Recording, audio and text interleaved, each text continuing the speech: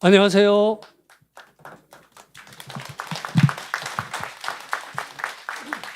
두 번째 섹션에 발표를 맡은 단국대학교 백범통일연구소의 소장을 맡고 있습니다. 전예룩이라고 합니다. 인사드리겠습니다.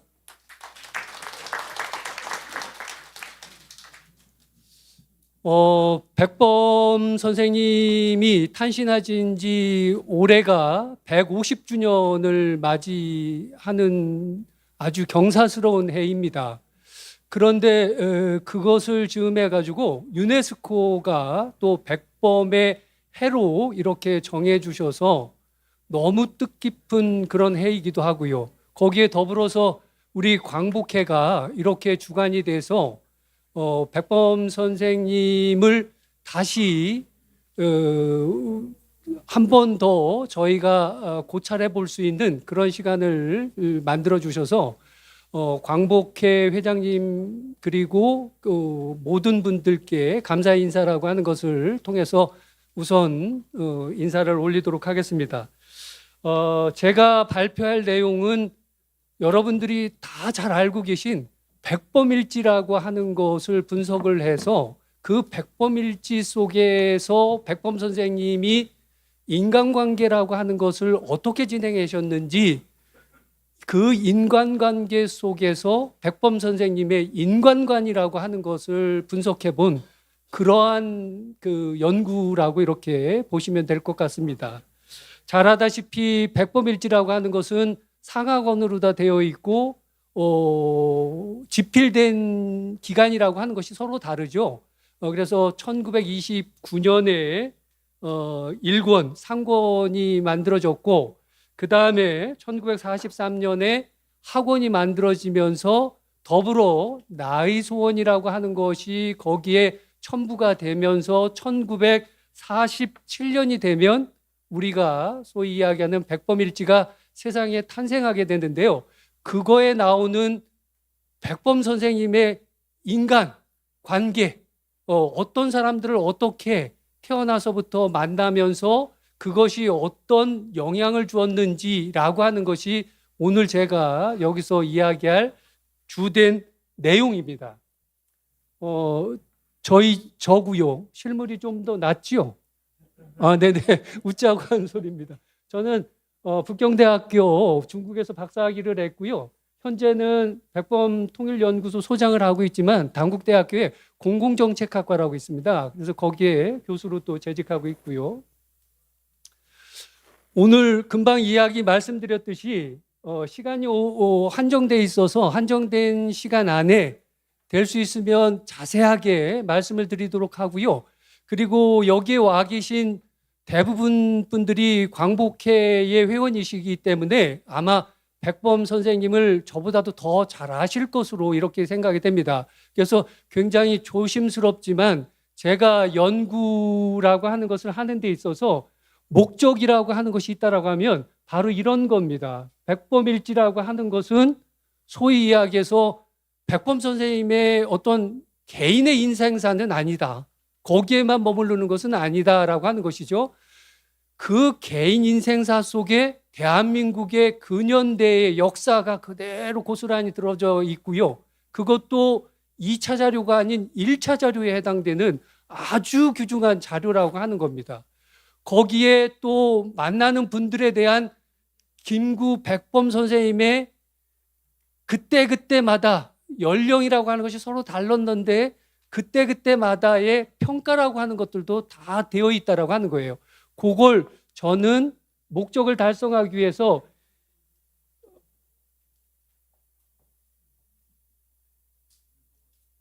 이게 레이저가 어디에 나오는 건가요? 이건가요? 네, 다 달아서 안 나오는 모양인데.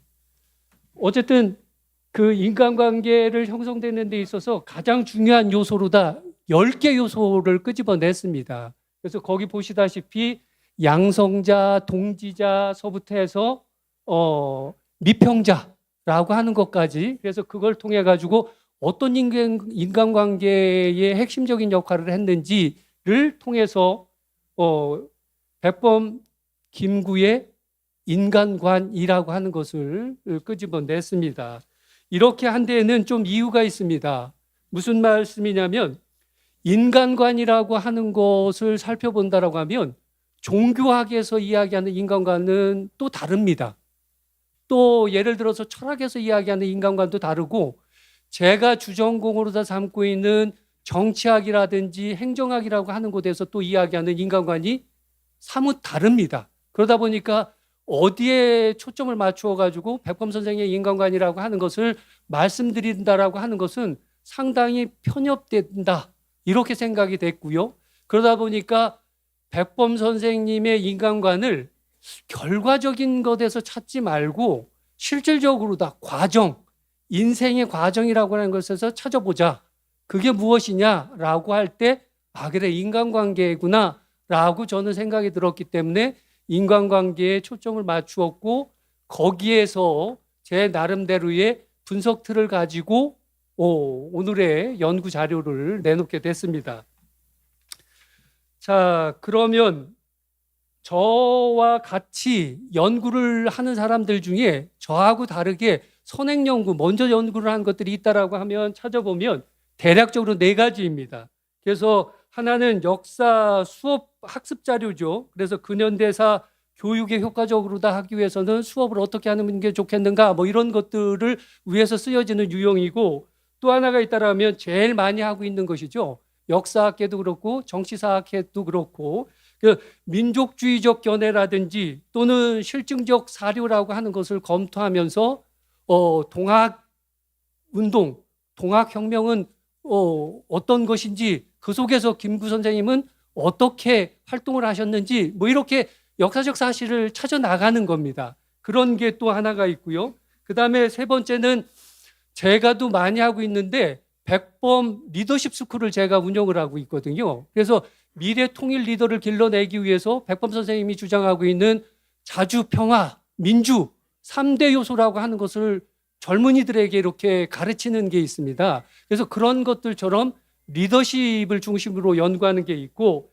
그다음에 또 하나가 있다고 한다면 역사 서사라고 하는 것을 만들어내는 거예요. 그래서 그건 뭐냐면 예를 들어서 여러분들이 잘 아는 걸로 이야기하면 은여 장금이 뭐 이런 한 줄의 그 역사적인 사실을 가지고 드라마를 만들어내듯이 김구 선생님을 한 편의 드라마, 영화 뭐 이렇게 만들어내는 것을 위해서 연구하는 유형이 있습니다. 그런데 저는 이것들을 다 좀 포괄해 가지고 인간관계에 초점을 맞춘 거죠.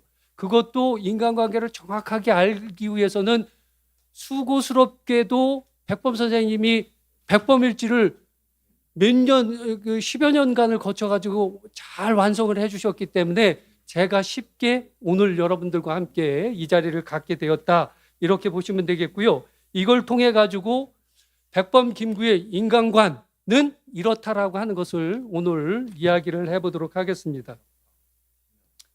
그걸 위해서 분석들은 아까 말씀드렸듯이 10개 요소를 끄집어낸 건데요.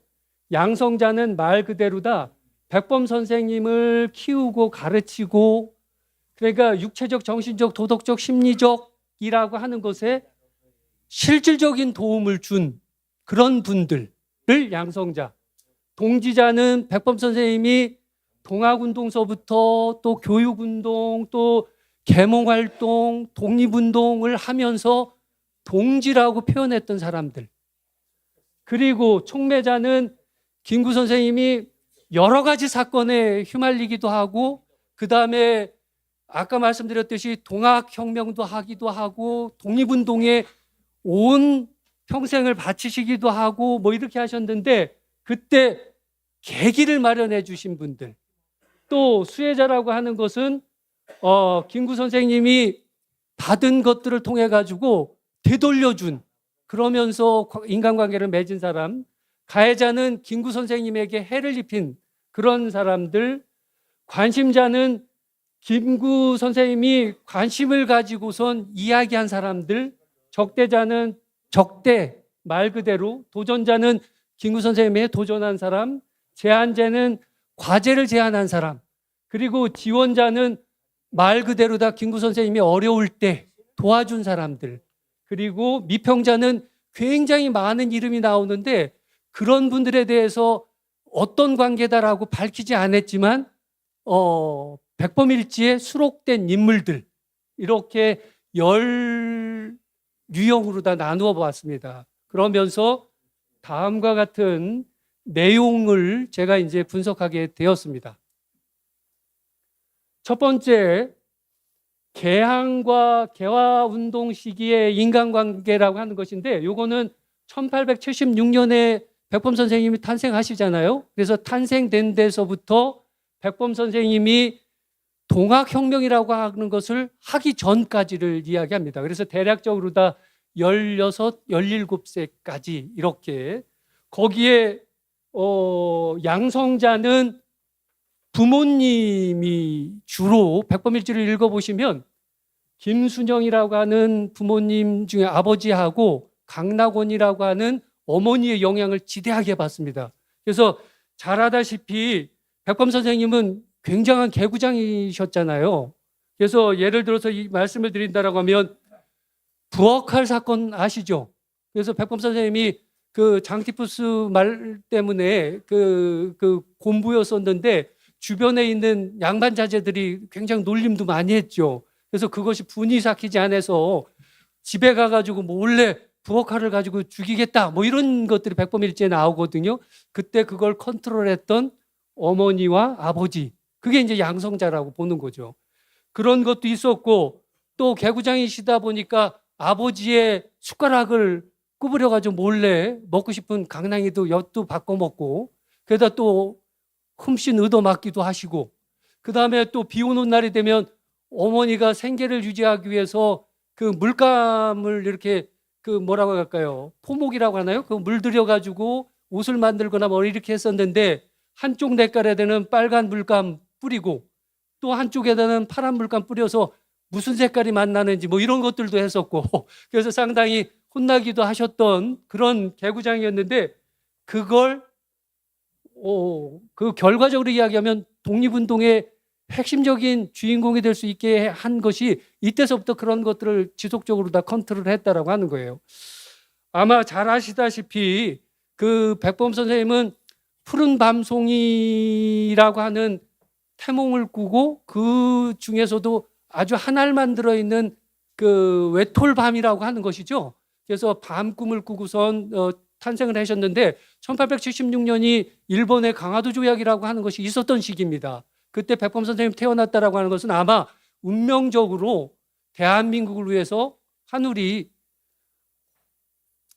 좀 그런데요. 예, 내려주신 그런 인물이 아닌가 이런 생각도 해봅니다. 어쨌든 그런 부시전이었는데 김순영, 광락원의 그 교육이라고 하는 것을 통해 가지고 그렇게 잘 크다가 12세가 되면 또 하나의 양성자를 만나게 되는 것이죠. 그것이 바로 서당 선생인 이생원이라고 하는 분하고 정문재라고 하는 분이에요. 그래서 처음에 백범 선생님의 인간관에 영향을 주었다라고 하면 두 가지라고 볼 수가 있습니다. 하나는 신분, 노비 신분이면서 쌍놈이라고 하는 신분이었는데 그걸 극복시켜줬던 부모라고 하는 환경, 그 다음에 실질적인 육아시대, 유교라고 하는 것을 실천시킬 수 있는 덕목을 알게 해줬던 바로 정문재라고 하는 스승, 이렇게. 그렇지만 이제 정문재라고 하는 분을 만나게 됐던 것은 소위 이야기해서 백범 선생님이 신분을 상승하고 싶었기 때문에 그런 것이죠. 그래서 과거에 급제하고 싶어서 그런 것에 그 몸을 닿게 되는데 그게 12살이었다라고 합니다. 그러니까 12살 때 처음으로 다 글자를 배운 거예요. 한자를. 그런데 우리는 어떻습니까? 그 이전에 여기 계신 분들은 아마 서당을 3살, 4살부터 다니셨을 거예요. 그런데 그런 거로 따진다라고 하면 상당히 열악한 출발이라고 하는 것을 했지만 기본적으로 다 인간관계의 틀을 마련한 것은 육아적인 관점으로부터 출발을 했다. 이렇게 볼 수가 있고 그러니까 인의예지라고 하는 것을 통해 가지고 인간관계를 해야만 되는구나. 그것이 첫 번째 백범 선생님의 인간관이다. 이렇게 말씀을 드릴 수 있을 것 같습니다. 자, 그렇다면 이 시기 금방 말씀드렸듯이 1세 때서부터 16세에 해당되는 시기에 백범의 인간관이라고 하는 것은 뭐냐? 바로 인간은 성장하게 하는 존재다. 어떻게? 육아적 품격에 입각을 해서 도덕적 인간관이라고 하는 것으로부터 출발을 한 것이 아니냐, 이렇게 볼 수가 있습니다. 그리고 그것을 실질적으로 다 들어가 본다라고 하면 바로 신분이라고 하는 것을 뛰어넘어 가지고 어떤 인격이라고 하는 것에 맞추어서 인간관계를 해야 된다라고 하는 것이 부모와 특히 아버지죠. 아버지로부터 배운 것이다, 이렇게 볼 수가 있습니다. 왜 그러느냐? 신분을 벗어나게 하기 위해서 아버지가 서당이라고 하는 선생을 개인 돈을 주고선 들여옵니다. 그러니까 쌍놈 자제하고 양반 자제가 섞여서 교육을 받을 수 없다라고 해서, 그래서 그런 것도 마련해 주시고, 또 과거 참여라고 하는 것을 할 수 있게끔 한 것도 아버지이고, 물론 매관매직이라고 하는 것에 의해서 과거가 급제된다라고 하는 사실을 인지는 했지만 어쨌든 출발은 그렇다라고 하는 거예요. 그런데 거기에서 실패를 해요. 매관매직만 통하지 않으면 과거에 들어갈 수 없다라고 하는 것을 알았기 때문에 그래서 이제 더 이상 과거장에 가지 않겠다, 이렇게. 근데 실패했을 때도 아버지가 양성을 합니다. 그래, 네가 그렇게 한다라고 하면 업이라고 하는 것을 통해 가지고 네가 먹고 살아야 되는데 어떻게 할 것이냐, 그러면서 사다 준 책이라고 하는 것이 백범에게 관상 그리고 직관이 돼야 된다. 그러면 네가 평생 먹고 살 수가 있다, 이런 것이죠. 그래서 아버지가 또 양성자 역할을 해요. 그래서 읽게 된 것들이 그런 류의 책인데, 그 중에 하나가 백범일지에 써 있는 것이 마의상서라고 하는 책입니다. 그래서 마의상서를 보면서 자기 얼굴을 대입을 하죠. 그랬더니 부자로 살 수도 돈을 많이 벌 수도 없는 관상이라고 하는 것을 압니다. 그러면서 마지막 줄에 상호부려 신호라, 또 신호부려 심오다 라고 하는 글귀를 읽으면서 인간은 바로 제일 중요한 것이 뭐라고 하는 거예요? 마음이 중요하다라고 하는 것이죠. 그래서 심상이 중요하다라고 하는 것을 알게 됩니다. 그러면서 백범 선생님 느꼈던 것이 뭐냐면, 나는 인간관계를 마음 좋은 사람이 되는, 그래서 다른 사람에게 그런 영향을 주는 사람이 돼야 되겠다, 이런 것을 백범일지에 써놓게 돼요. 그래서 그런 것들을 통했다라고 하는 것은 아까 말씀드렸듯이 도덕적 인간관이라고 하는 것이 형성이 된 시기다 라고 볼 수가 있는 것이죠. 그럼 그 도덕적 인간관이 무엇이냐? 그거는 육아적인 것이기 때문에 넓게 이야기한다면 인의예지라고 이렇게 볼 수가 있는 거죠. 그것에 따라서 인간관계라고 하는 것을 해야 된다라고 이렇게 보셨다라고 보는 거예요. 그래서 이 시기 때 백범에 가장 큰 영향을 준 인물은, 인간은 아버지, 어머니라고 이렇게 볼 수가 있습니다. 자, 그러면 두 번째, 동학운동 시기라고 하는 것이죠. 그래서 요거는 백범 선생님으로 따진다라고 하면 1893년도서부터 1895년까지를 의미하고요. 18세서부터 17세, 18세서부터 20세까지 이렇게 볼 수가 있습니다. 요 시기에 그 백범 선생님이 인간관계를 하게 되는 환경이 있다라고 하면 새로운 세상, 뭐 직접적으로 이야기하면 평등 사상으로 다 점철되어 있는 동학 사상이라고 하는 것을 접하게 되는 것이죠. 그때 만난 인물들하고의 인간관계 속에서 터득된 인간관이다, 이렇게 볼 수가 있습니다. 거기에 핵심적인 사람이 있다라고 하면 첫 번째 양성자라고 하는 오응선이라고 하는 선생님이죠. 오응선이라고 하는 분. 그 다음에 두 번째가 있다라고 하면 안중근 의사의 아버지이신 안태훈 선생. 그리고 세 번째 있다라고 하면 저 끝에 고능선이라고 하는 그 한학 선생님이 되시는 이 세 분이 아마 가장 핵심적으로 다 역할을 한 인물이고, 그 인물들의 영향 때문에 요 시기에 백범의 인간관이라고 하는 것이 형성됐다, 이렇게 볼 수가 있을 것 같습니다. 그러면 요 시기 때 오응선이라고 하는 사람은 누구냐? 바로 동학이라고 하는 것으로 이끌 수 있었던 분이죠. 동학이라고 하는 것을 알고 싶어서 백범 선생님이 찾아가게 돼요. 그 백범일지라고 하는 것에.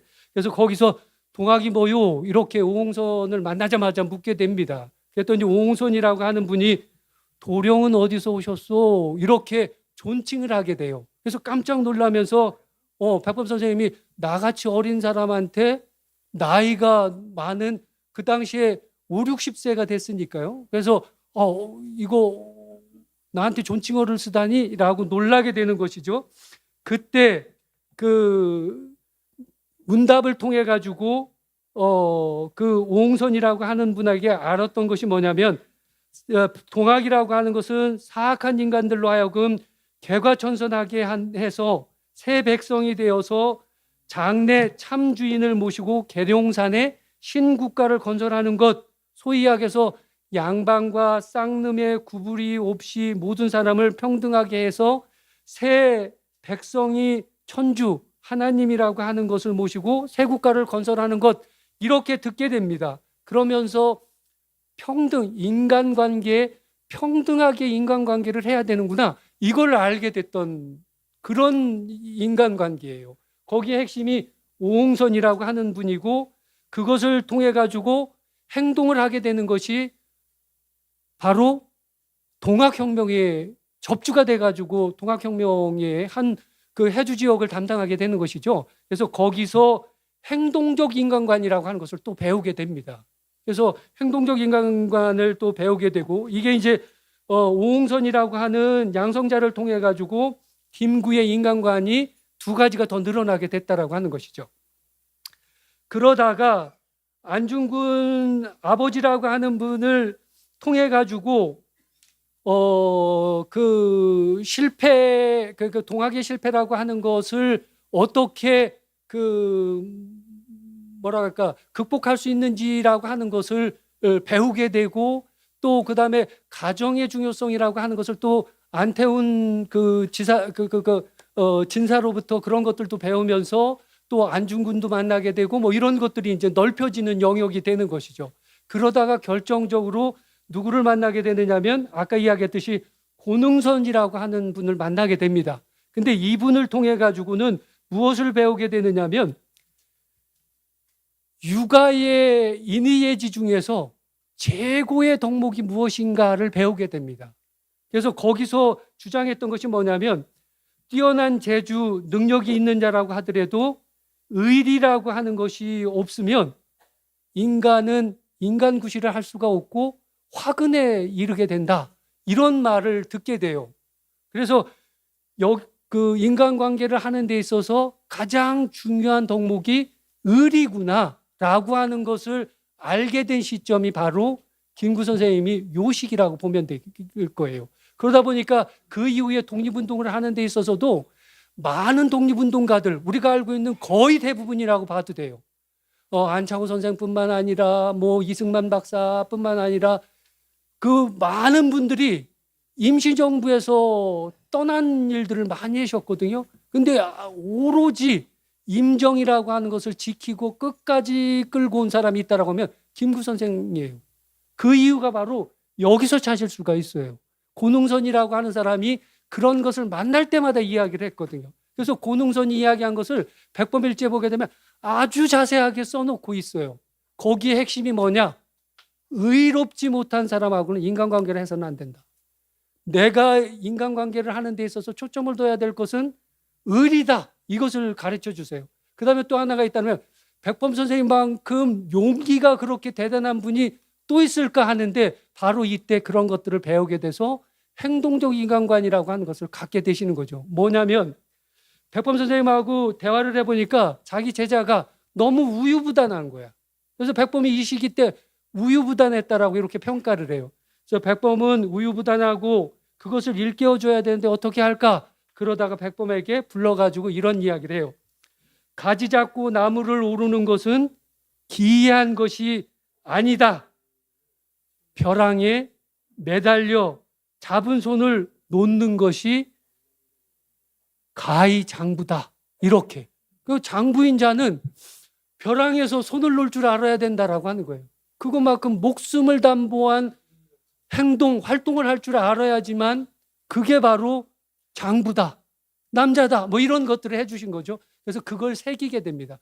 그렇다, 내가 앞으로 동역에서 실패한 것도 내가 우유부단하고 손을 놓을 줄 몰랐구나, 이런 것들을 배우게 됐다라고 하는 것이죠. 그래서 이 시기를 통해 가지고 인간관계를 통해서 다시 말씀을 드리면 평등적, 인간은 쌍놈, 그다음 양반, 구분을 지으면 안 된다. 평등적 인간관, 그리고 또 하나가 있다면 의리를 중심으로 하는 인간관, 그리고 머리만 굴려서는 안 된다. 행동하는 인간관, 이것을 몸에 가지게 되셨어요. 이분요? 자, 그러다 보니까 이런 인간관을 가지게 된 것이죠. 그래서 뜻과 신념을 공유하는, 또 신분보다 인격, 그래서 역사적 주체라고 하는 것에 인간관계를 해야 되겠다라고 하는 것들도 알게 되신 것이고요. 죄송한데 5분만 하겠습니다. 네, 3분만 더 주세요. 그리고 세 번째는 1895년서부터 1898년까지의 인간관인데, 이때는 중요한 인간관계가 뭐냐면 적대자라고 하는 스치다하고의 인간, 그러니까 여러분들이 잘 알다시피 그 치아포 사건이라고 하는 것이죠. 그 다음에 두 번째는 여기에 동지자라고 하는 것, 아니 수혜자라고 하는 것으로 보게 되면 양봉구, 김백석, 황순영, 그 다음에 한 사람이 거기에 빠졌는데 조덕근, 뭐 이런 사람들이에요. 사형수 시절에 인연을 맺었던 사람들. 그 다음에 또 하나가 있다라고 하면 저 양성자 쪽에 용담, 하은당이라고 하는 스님들, 이렇게 중요한 분들이에요. 그리고 요 밑에 보게 되면 그 고종이라고 하는 대한제국의 황제였던 그분까지. 그래서 이 당시에 이야기를 한다라고 하면 사형수 시절에 맺었던 인연인데 탈옥을 하게 되시는데, 탈옥을 할 때 그분들을 모두 함께 데리고 탈옥을 하세요. 의라고 하는 것을 실천한 예가 또 거기에 있고, 그 다음에 그 용단 스님이라든지 하은당이라고 하는 사람들하고의 관계 속에서 그 불교적 인간관이라고 하는 것으로 확대된 것, 그런 것들도 있고, 시간이 없다라고 하셔서, 자, 그것을 인간관으로 다 말씀을 드리면 요 시기 때 이제 받기만 했던 인간관계에서 주는 인간관계로, 그래서 성숙된 인간관이라고 하는 것을 갖게 되는 그런 것이죠. 그리고 고난이라고 한다라고 해도 의라고 하는 것을 잊지 않는 인간관이라고 하는 것으로 그런 것들을 이야기한다라고 이렇게 보시면 되겠고요. 그 다음에 네 번째는 25살서부터 30세까지인데, 이때는 부친이 사망한 시기예요. 그래서 가장 영향을 많이 줬던, 그리고 이제 기독교에 또 입문을 하셨고, 그 다음에 을사늑약이라고 하는 것이 있었을 때 거기에 투쟁이라고 하는 것을 하면서, 뭐 상소투쟁이라고 하는 것인데, 그런 것들을 통해서 맺었던 인간들하고의 인간관계 속에서 형성된 인간관, 그런 것들을 의미를 합니다. 그 중에서도 여기에 보게 되면 촉매자라고 하는 우종서라고 하는 사람이 있는데, 이 사람이 큰 역할을 하죠. 그래서 기독교로 이렇게 끌고 간다든지, 그 다음에 동지자라고 하는 사람들이 대부분의 여기에 있는 사람들이 을사늑약과 관련된 역할을 같이 했던, 소위 이야기해서 상소올리기 투쟁이라고 이렇게 이야기했는데, 이들이 서울에 이제 상동교회 굉장히 유명하잖아요. 민주화 운동을 할 때도. 그래서 상동교회에 만나면서 인맥을 늘려나가는, 이게 이제 독립운동까지 연결되는 인맥이라고 하는 것들이 이때 형성되는 시기입니다. 그것을 이제 저는 동지라는 인간관, 그 다음에 기독교적 인간관, 그 다음에 스승이 없는데 스스로 양성자가 되는 인간관, 뭐 이런 것들, 그리고 실질적으로 이제 민족 내부라고 하는 것까지도 관찰할 수 있는 인간관, 뭐 이런 것들로 형성이 된다, 이렇게 이야기할 수가 있겠고요. 그 다음에 다섯 번째 시기는 31살서부터 34살까지 교육활동, 소위 이야기해서 애국 개몽운동 시기라고 이렇게 볼 수가 있습니다. 그래서 첫 번째 김용재라고 하는 문서부터 쭉 쓰여져 있는 것이 대부분 교육사업과 관련된 인물들이고요. 그 다음에 중간에 이보경서부터 쭉 해가지고 양기탕 뭐 이렇게 쓰여 있는 그 이전까지가 소위 이야기해서 해서교육 총회활동이라고 해서 백범 선생님이 각 군을 순회하면서 교육을 했던 시기에 맺어진 그런 인간관계라고 하는 것이죠. 그래서 그 속에서 형성된 인간관계라고 하는 것을 통해 가지고 형성된 인간관을 이렇게 볼 수가 있습니다.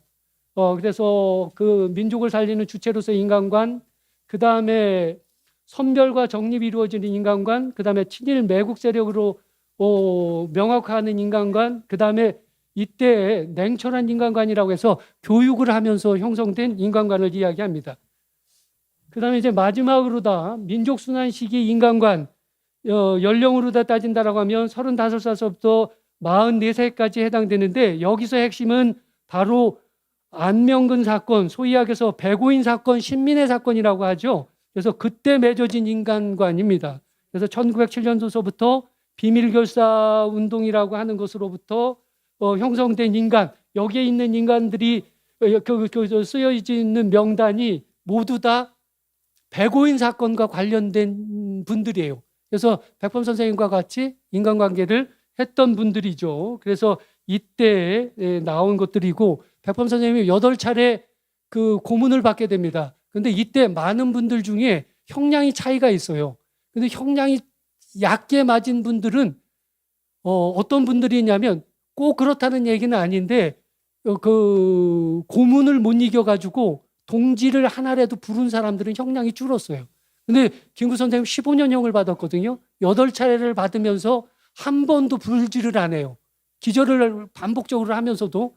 그래서 15년형을 받게 되는 그런 것도 있었다. 그래서 이때도 의리를 중심하는 인간관이라고 하는 것을 지속적으로 다 했다라고 하는 것이죠. 어쨌든 결론적으로 말씀드리면 백범일지에 나타난 백범 선생님의 인간관은 처음에 수양의 인간관, 그리고 연대의 인간관, 실천의 인간관, 그러면서 민족을 위한 투쟁 공동체적 인간관이라고 하는 것으로 다 발전했다라고 이렇게 말씀을 드릴 수 있을 것 같습니다. 그 토론 과정에서 좀 더 자세하게 말씀을 드리도록 하겠습니다. 이상으로 발표를 마치도록 하겠습니다. 네. 감사합니다. 전인혁 소장님 시간을 많이 드리고 싶은데 뭐 사정이 이렇습니다. 지금 37분 하셨어요. 바로 우리 강원대 나정원 교수님께서 토론을 시작하겠습니다. 안녕하세요. 우리 광복회 학술원에서 이제 활동을 하고 있습니다. 그래서 어떻게 보면 제 주인 입장이니까 손님을 이제 잘 모셔야 되겠다, 그런 이제 생각을 갖고 있습니다. 예, 앉아서 간단히 토론하겠습니다.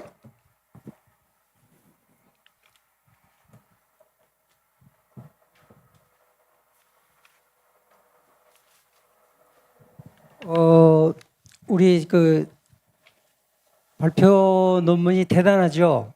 네. 너무너무 대단한 연구를 해주셔가지고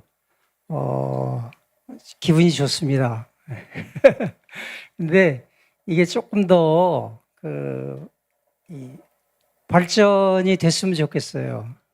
그래서 먼저 이 백범일지를 중심으로 이제 했는데, 이제 다른 자료들도 이제 조금 더 이렇게 첨가해가지고 진행이 됐으면 좋겠다. 그리고 또 하나는 이 3.1운동 전까지로 이제 돼 있는데, 사실은 더 어떻게 보면 더 중요한 게 임시정부 수립 이후 이제 해방 이후까지 아니에요.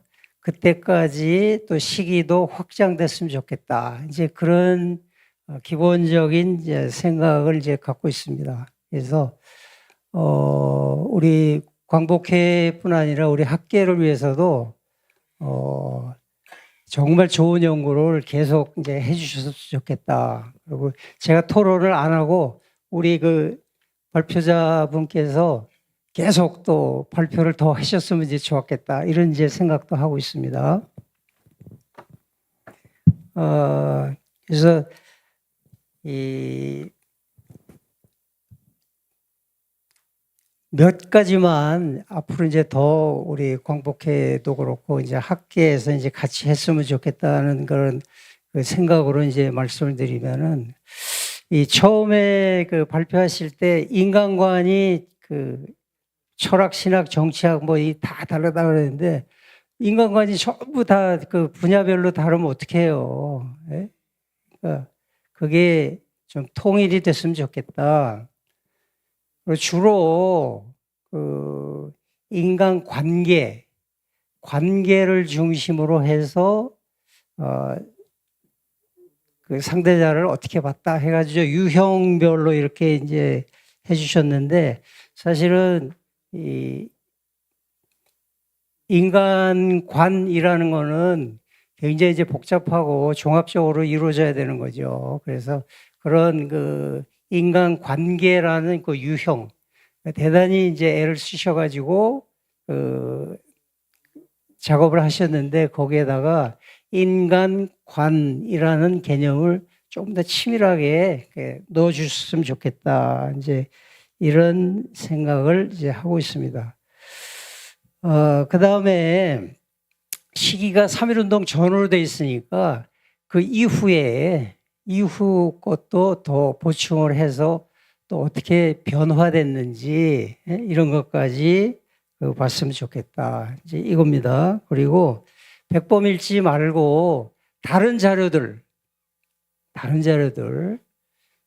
충분히 좀 참작을 하고 우리 김구 선생님하고 그 갈등을 빚고 떠나가신 분들도 이제 있잖아요. 이제 그런 분들 증언이라 그럴까요? 뭐 이런 것까지 다 포함해가지고 했으면 좋겠다. 이제 이런 겁니다.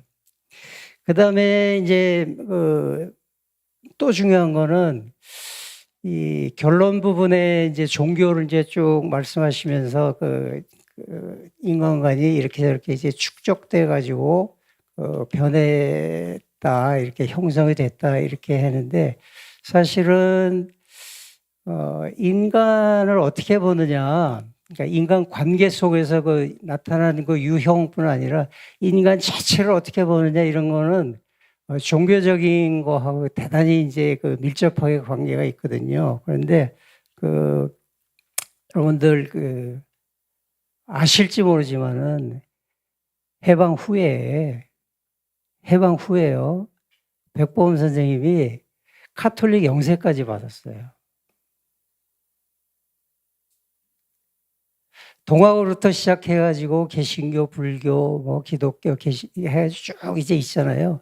카톨릭까지 종합적으로 어떻게 보면 몸소 모든 종교를 자기 몸에서 종교 간의 대화를 실천하신 분이거든요.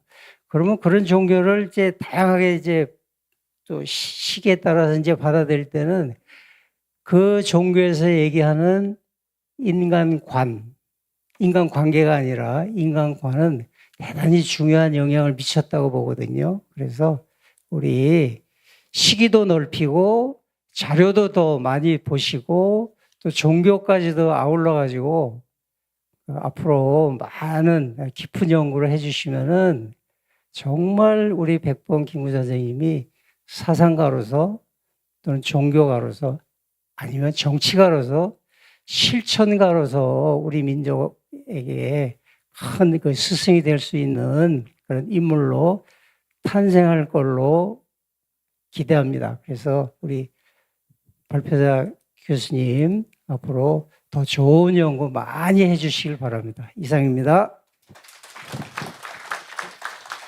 시간을 아주 잘 지켜주셔서 내가 감사드려야 되겠습니다.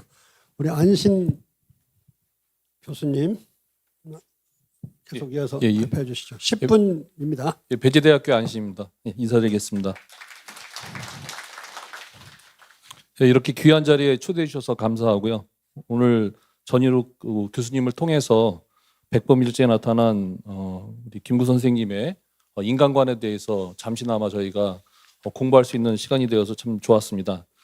저는 이 글이 좀 더 발전적으로 좀 확산되고 또 나중에 또 총서나 저서의 형태로 나올 것을 예상하는 바입니다. 따라서 좀 몇 가지 첨언을 드려서 조금 보완할 수 있도록 또는 제가 좀 모르는 분야에 대해서 좀 질문 드리는 그런 시간을 갖도록 하겠습니다. 우리 사회자 교수님께서 말씀하신 것처럼 시간을 잘 전략하기 있기 때문에 제가 이제 서면으로 제출한 토론문은 참고하시고요. 제가 간단하게 이렇게 요약하면서 마지막에 핵심적인 뭐 질문 3가지 정도만 말씀드리는 것으로 마치도록 하겠습니다. 제 발제문은 63페이지에 있습니다. 백범 김구 선생님께서 인간을 어떻게 바라봐야 하겠는가에 대한 연구는 사실은 그렇게 많지 않습니다. 그럼에도 불구하고 전일욱 교수님께서는 어떻게 보면 전반기죠. 인생의 전반기에 나타난 인간관계를 통해서 저희가 그 백범 김구 선생님의 어떤 인간관계가 어떻게 변화되어 왔는지 그리고 아주 역사적인 사건 요소마다 어떻게 대처해 왔는지에 대해서 우리가 공부할 수 있는 그런 귀한 시간을 주셨습니다. 제가 참 상당히 이제 재미있었던 부분은 저도 이제 뭐 종교학을 전공을 했는데 보통 저희가 뭐 현상학 또는 뭐 타이폴로지란 말을 많이 하거든요. 보통 이제 유형론을 많이 나눌 때 저희가 그 혈액형도 뭐 A형, B형, O형 이렇게 나누면은 몇 가지로 나눠질 수 있잖아요. 그때는 이제 이게 무 자르듯이 어느 정도 이렇게 딱딱 구분되는 뭐가 있는데 10가지나 나눠주셨습니다. 그래서 아까도 이제 발표하시다 보면은 분명히 PPT에는 촉매자라고 말씀하시면서 구두로 발표하실 때는 이제 양성자라고도 이렇게 혼용 쓰실 때가 많이 있거든요. 그래서 이 유형이 많아지다 보면은 좀 오버랩 된다는 거. 예를 들어서 그 조금 겹치는 부분이 있을 수 있지 않을까라는 생각이 좀 들고요. 그리고 오늘 저희가 이제 PPT를 통해서 들은 그 기간은 대략 태어나셔서 그 40대 중반까지의 활동 기간이거든요. 그러면 가끔 저도 어렸을 때 친구 중에 지금 잘 안 만나는 친구 있고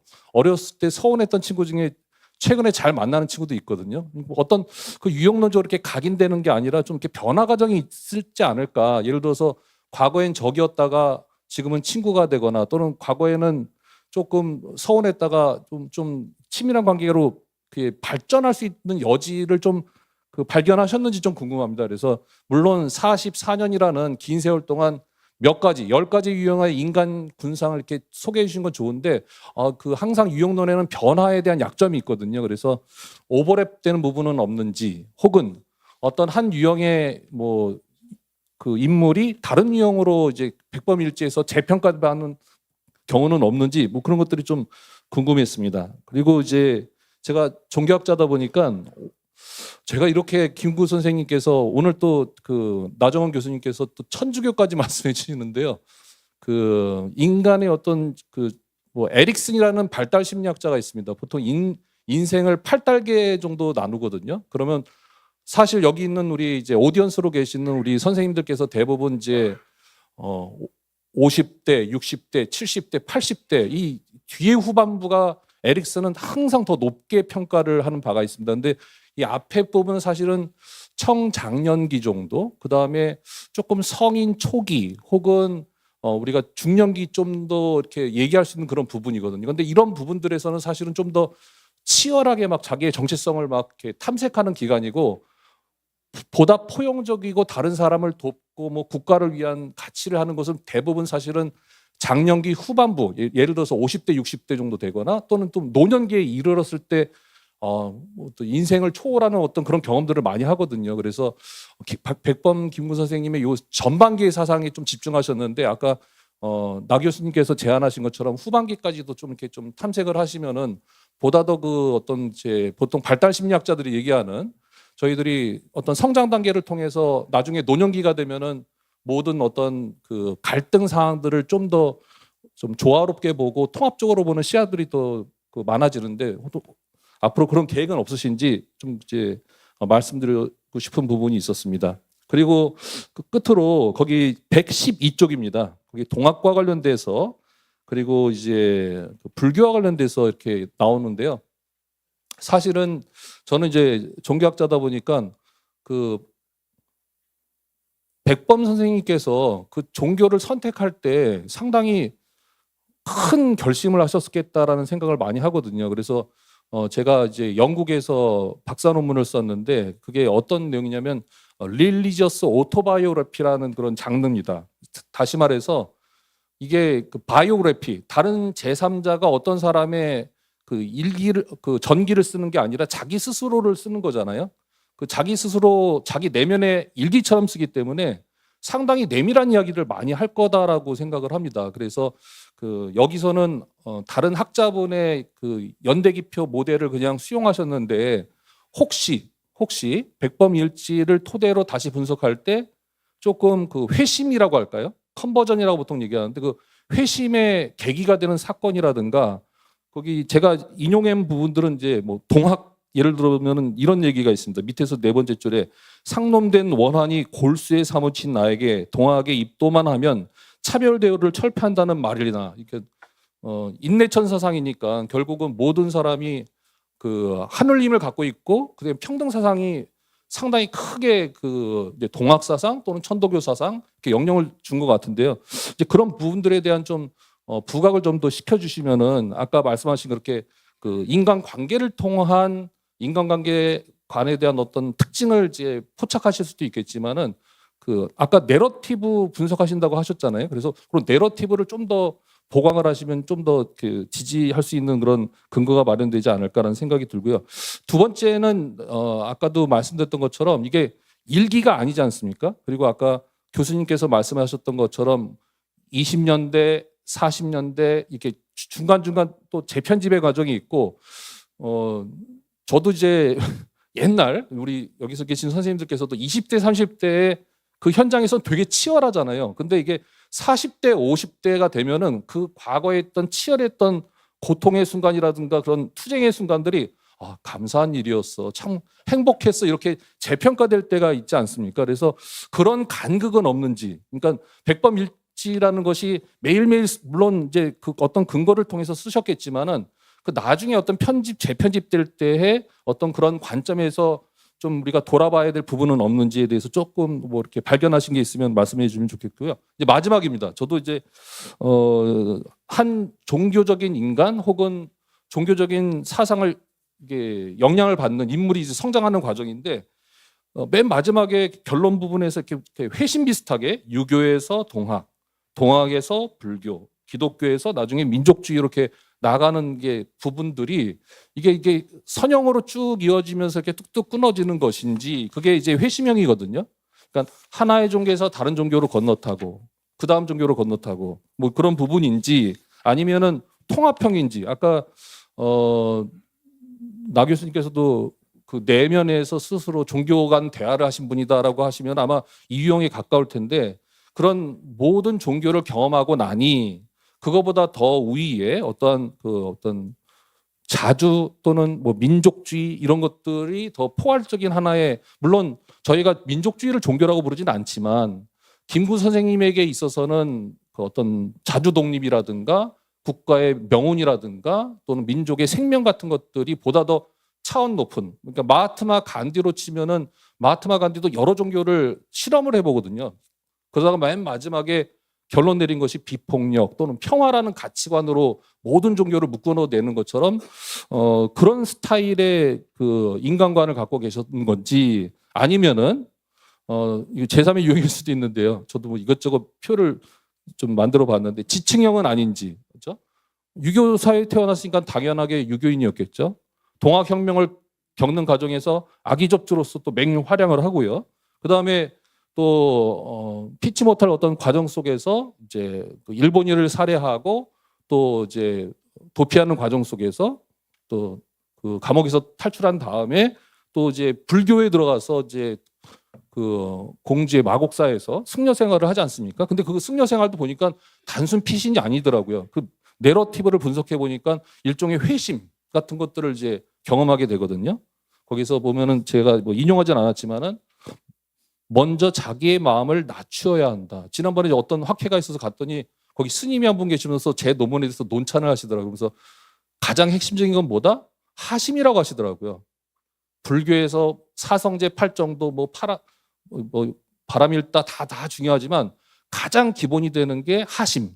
마음을 내려놓고 겸손한 자세인데 바로 그 백범 김구 선생님의 그 삶에서 그게 보이거든요. 그래서 그런 이유로 본다면은 이것이 하나의 이게 회심이 유형이 아니라 꼭 다 지층처럼 우리의 몸에 축적되는 것처럼 이렇게 장착되는 것처럼 그 하나의 가치관들이 그래서 나중에 평등 사상과 자비와 또는 인의라든가 아니면은 그 기독교나 천주교의 사랑 같은 것들이 통합적으로 이루어져서 그 위에 아름다운 어떤 문화의 나라로서 우리 종교 문화의 나라로 저는 이제 종교라는 것이 마루종자를 쓰지 않습니까? 가장 높은 가르침이라는 뜻이거든요.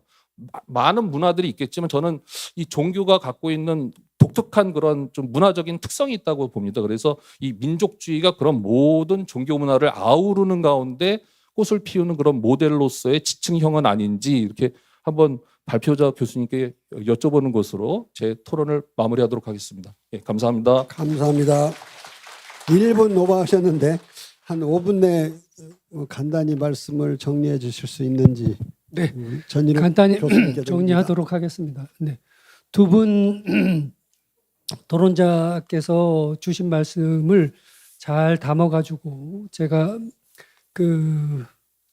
요 논문을 좀 더 확대를 하도록 하겠습니다. 그래서 그 말씀 주셨듯이 그 인간관의 정의 문제 그리고 시기 문제 뭐 이런 것들을 전반적으로 다 재고려해서 또 이것이 이제 완성본은 아니거든요. 그래서 좀 더 확대돼서 실질적으로 다 그 50, 60대 때 김구 선생님은 어떤 인간관이라고 하는 것을 또 펼치셨는지 뭐 이런 것들을 담아내도록 하겠습니다.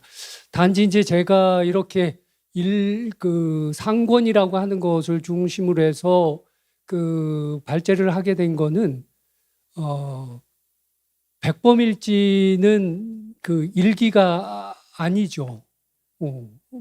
맞습니다. 그게 맞는 것인데 그러다 보니까 백범 선생님이 이걸 쓰신 나이는 50대 후반 때 상권을 쓰셨고 그다음에 60대 후반에 학원을 해서 완성을 하신 거예요.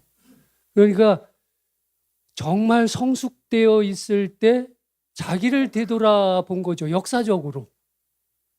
그래서 내가 이런 삶을 살았다. 그런데 내가 죽으면 이 사실을 모를 것 같아서 아들에게 이걸 남긴다. 이게 요지거든요. 그럼 그 당시에 김구 선생님은 어떤 사람이었는가? 바로 민족주의자로 완성이 돼 있던 분이에요. 민족주의자. 그러니까 자기 삶을 돌이켜 보니 나는 현재 민족주의자였는데 그 당시 그런 시절, 그러니까 어린 시절에 내가 매관매지기에 눈이 멀어가지고 과거장에 갔던 거, 또 동학이라고 하는 것에 심취를 해서 동학혁명까지 내가 빠진 것, 내가 탈옥수이면서 내 몸이라고 하는 것을 운신의 근거로 삼기 위해서 불교라고 하는 것에 몸을 담은 것, 또 내가 기독교라고 하는 것을 통해서 교육활동, 계몽활동을 한 것, 이거는 결국에는 알고 보면 민족주의라고 하는 것, 그런 것들에 내가 왜 그런 것들을 했을까? 결국에는 김구 선생님의 민족주의라고 하는 것하고 연결이 됩니다. 제가 연구한 것으로단. 그래서 민족주의자적 시각이라고 하는 것이 거기에 담겨 있는데 그것을 그러면 그 당시 그러니까 5, 60세의 김구 선생의 민족주의자라고 하는 것이 어떤 형태로 과거로 가가지고 그걸 찾아낼 수 있을까를 보니까 제가 이제 연구에 담아낸 내용이라고 하는 것들로 양성자라고 하는 것과 촉매자, 동지자라고 하는 사람들의 그 영향이라고 하는 것이 굉장히 컸다 이렇게 이제 규결이 된 거고요. 그 다음에 하나 이제 말씀드린 것은 뭐냐면 이것을 하면서 인간관계라고 하는 것을 쭉 찾아가면서 어느 때는 한 시기에만 관계를 맺은 인물도 있지만 여러 시기를 함께했던 인물들이 쭉 나옵니다. 그 중에 이제 대표적인 것이 안창호 선생 같은 경우죠. 그래서 계몽 활동을 할 때 김구 선생님하고의 그 동지 관계라고 하는 것이 끝까지, 그래서 안중근 선생 아니 그 윤봉길 의사의 그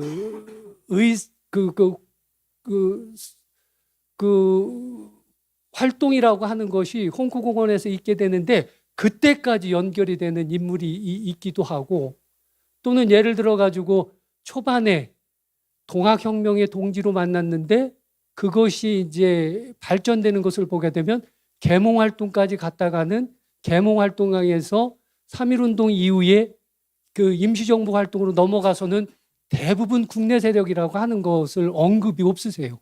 그래서 인물들이 안 나타나는 그런 경우도 있고, 그런데 결국 그들 인물들이라고 하는 것들을 쭉 나열해가지고 끝자락에 가가지고 보여주시려고 했던 것은 뭐냐면 민족에 대한 고민.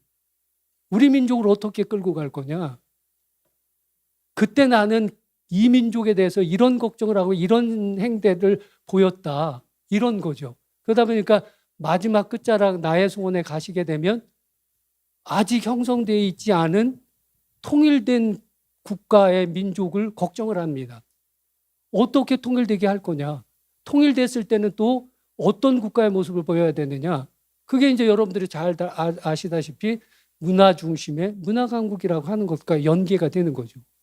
근데 또 그런 문화 강국이 된 국가를 어떻게 왜 문화 강국을 만들려고 하느냐라고 하는 것에 대해서는 김구 선생님이 그 이전에 어렸을 때 뭐 통학을 하면서 한 번도 제기하지 않았던 세계 평화론을 또 끄집어냅니다. 이게 다 김구 선생님은 민족주의자의 시각이라고 하는 것을 가지고 그 당시에 말씀을 하신 거죠. 그런데 이 민족주의자는 10살에 형성된 것도 아니고 20살에 형성된 것도 아니고 또 30살에 형성된 것도 아니고 40살 정도에 갔을 때서부터 나타나기 시작을 합니다. 그러면서 실질적으로 다 일본이라고 하는 것이 적이라고 하는 것, 그 다음에 그들의 행태라고 하는 것이 제국주의 행태라고 하는 것, 그것으로부터 벗어나려고 하는 것으로부터의 김구의 시각, 그리고 그 시각이라고 하는 것을 펼치는 행동, 이런 것들이 다 민족주의 틀이라고 하는 것에서 나타나게 되시는 거죠.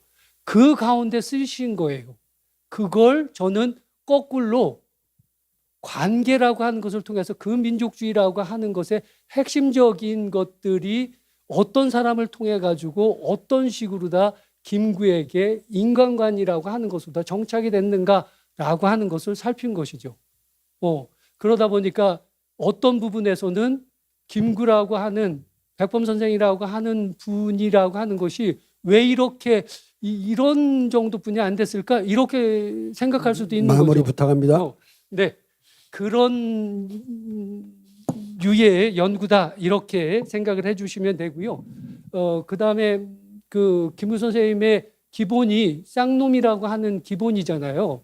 그런데 이렇지 않았다라고 하면은 아마 대한민국 임시정부를 못 끌어갔을 거예요. 그런 배짱이라고 하는 것이 저는 그 신분적인 거에서 오는 많은 사회로부터의 질타, 그 다음에 그것을 극복하려고 하는 어떤 용기, 뭐 이런 것들이 긍정적으로 다 민족주의자의 대표 주자가 되지 않았나 이렇게 생각을 합니다. 이상입니다.